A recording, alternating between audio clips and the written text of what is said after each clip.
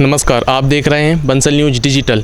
राष्ट्रीय शिक्षा नीति 2020 की कुछ बातों को लेकर हमारे साथ डॉक्टर के.एम. भंडारकर सर मौजूद हैं, जो कि CTF के राष्ट्रीय अध्यक्ष हैं। सर, आजकल सरकारी कॉलेजेस में गेस्ट टीचर्स की संख्या बढ़ती जा रही है, जबकि परमानेंट टीचर्स की संख्या कम होती जा रही है। सर, इसका क्या कारण है?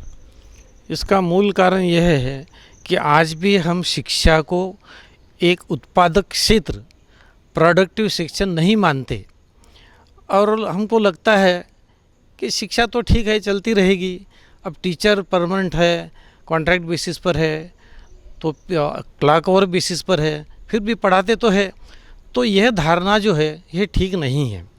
NEP 2020 नई शिक्षा नीति को यदि हमको सफल बनाना है तो निश्चित रूप से हमको शिक्षकों की ओर ध्यान देना होगा। उनकी जो नौकरी है उसको सुरक्षित करना होगा, उनका रहन सहन, उनकी व्यवस्था, उनका स्कूल, उनका महाविद्यालय, इस सब को पूरी तरह से सुसज्जित करना होगा। तभी हम इस नीति को अच्छी तरह से लागू कर पाएंगे। और मैं तो समझता हूँ राष्ट्रीय स्तर पर शिक्षक के लिए टीचर वेलफेयर फंड की स्थापना ज़रूर होनी चाहिए। टीचर चाहे KG का हो, चाहे PG का हो, कोई भी टीचर हो, उस पर यदि कोई समस्या आती है उसके लिए, उसके जीवन में, तो उसके लिए कोई ना कोई व्यवस्था ज़रूर होनी चाहिए। और इस प्रकार का फंड निश्चित रूप से स्थापित किया जा सकता है। कई देशों में किया गया है। और हमारी जो बड़ी बड़ी कंपनीज़ है, बड़े बड़े उद्योग है, उनका जो CSR है उसको भी इसकी तरफ डाइवर्ट किया जा सकता है। किसी बहुत बड़े मंदिर में बहुत बड़ा दान देने से कोई पुण्य नहीं मिलता। पुण्य तो मिलता है बच्चों का भविष्य संवारने में, और यही हमारी सोच इस देश में होनी चाहिए, इसकी ज़रूरत है। स्टूडेंट्स का ध्यान मार्कशीट की ओर ज़्यादा बढ़ रहा है, जबकि नॉलेज की ओर नहीं है। सर, इसका क्या? ऐसा है, केवल मार्कशीट जो है वह तो मात्र एक कागज़ है। आपको आपके अंदर जो ज्ञान है, जो कौशल है, वह जब तक आपके पास नहीं है तो सर्विस सेक्टर में भी आपको कोई वहाँ सर्विस नहीं देगा, नौकरी पे नहीं रखेगा। और किसी भी क्षेत्र में एक छात्र के रूप में, एक व्यक्ति के रूप में आप इसलिए सफल नहीं हो सकते कि केवल किताब का ज्ञान वो किसी काम का नहीं है। भोपाल में एक कॉलेज में प्रथम सेमेस्टर में पढ़ता हूँ। मुझे द्वितीय सेमेस्टर के लिए किसी अन्य शहर में एडमिशन लेना है, तो सर ट्रांसफ़र आसानी से नहीं हो पाता है। सर, इसका क्या कारण है? नई शिक्षा नीति में इसकी व्यवस्था तो है, पर प्रत्यक्ष रूप में इस पर अमल करना आज भी इतना आसान नहीं है। हम लोग देखते हैं कि छात्र जो है एक महाविद्यालय से दूसरे महाविद्यालय में यदि उसको कोई पीरियड अटेंड करने जाना है, चाहे साइंस का छात्र हो, उसको कोई हिस्ट्री का पीरियड अटेंड करना है, तो वहाँ तक पहुँचना और वो पीरियड अटेंड करना उसके लिए इतना आसान नहीं है। समय का भी समय रहता है कि समय का भी प्रॉब्लम है कि समय भी मैच होना चाहिए। इसके साथ साथ क्रेडिट सिस्टम हम लोग लागू कर रहे हैं, तो एक शहर से दूसरे शहर, एक कॉलेज से दूसरे कॉलेज जब छात्र जाता है तो वो सारा जो उसका समन्वय है, कोऑर्डिनेशन है, वह जब तक पूरी तरह से ठीक नहीं होगा तब तक क्रेडिट ट्रांसफ़र भी आसानी से नहीं हो सकेगा। राष्ट्रीय शिक्षा नीति 2020 को लेकर हमारे साथ रवि प्रताप जी मौजूद हैं।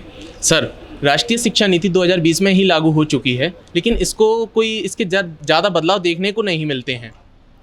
देखिए, राष्ट्रीय शिक्षा नीति जो बनी है, पहले तो ये मैं बोलूँगा कि ये बहुत ही प्रोग्रेसिव नीति है, बहुत ही बढ़िया नीति बनी है।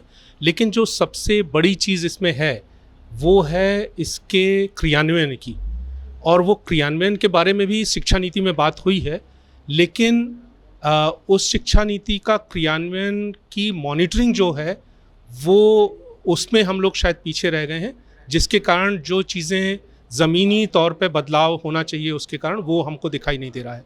तो मेरे ख्याल से उसके ऊपर ध्यान देना बहुत ज़रूरी है अगर हम इस प्रोग्रेसिव नीति को आगे बढ़ाना चाहते हैं। ज़रूर, क्योंकि अगर जब हम लोग इम्प्लीमेंटेशन शुरू करेंगे अच्छे से, तो उसमें फिर हमको खुद को पता पड़ेगा कि क्या क्या गैप्स हैं, क्योंकि जब तक इम्प्लीमेंटेशन अच्छे से नहीं होगा तब तक हमको गैप्स के बारे में पता नहीं पड़ेगा, और जब गैप्स पता पड़ेंगे तो उसमें और बदलाव हो सकता है।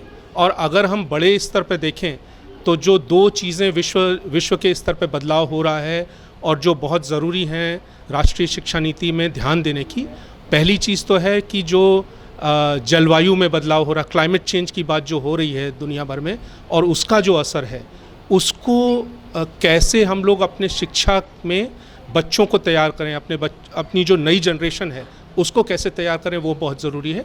और एक जो लोगों के बीच में दूरी बढ़ रही है, जो पोलराइजेशन हो रहा है सोसाइटीज़ का, उसको हमको कैसे कम करें, ये दो चीज़ें जो अंतर्राष्ट्रीय स्तर पे हर जगह हो रही दुनिया भर में, उसके ऊपर हमारी शिक्षा नीति में ध्यान देना बहुत ज़रूरी है। मेरे ख्याल से इसका सबसे बड़ा कारण ये है कि जो समाज में एक शिक्षकों के प्रति नज़रिया बनाया गया है वो एक गलत बनाया गया है। जो प्रोपोगंडा हुआ है कि शिक्षक कुछ काम नहीं करते हैं या वो लोग दूसरे किसी काम में व्यस्त रहते हैं, ये एक बहुत गलत धारणा बनाई गई है।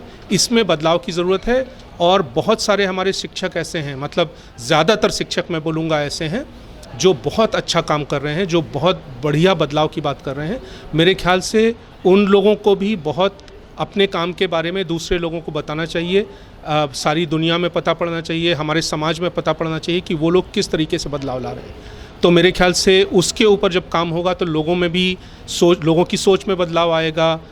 और सबसे बड़ी चीज़ जो मैं बोलूँगा वो ये है कि जो एजुकेशन एडमिनिस्ट्रेशन है, जब तक उसमें जो लोग शिक्षा से जुड़े हुए हैं या जो लोग शिक्षक हैं उनकी भागीदारी नहीं होगी, उनकी लीडरशिप नहीं होगी, उनका नेतृत्व नहीं होगा, तब तक वो बदलाव हम देख नहीं सकते हैं, क्योंकि उसमें शिक्षा और शिक्षकों की समझ बहुत ज़रूरी है।